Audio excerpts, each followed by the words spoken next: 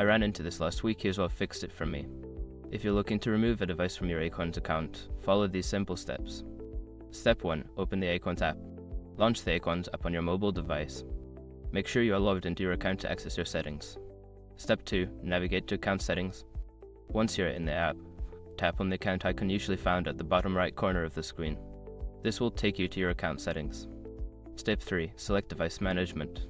In the account settings, look for an option labeled device management or similar. Tap on it to view all devices linked to your account. Step 4. Choose the device to remove.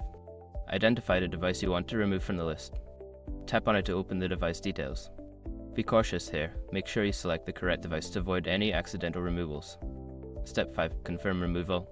After selecting the device, look for a remove or delete button. Tap it and confirm your choice to finalize the removal of the device from your account. And that's it.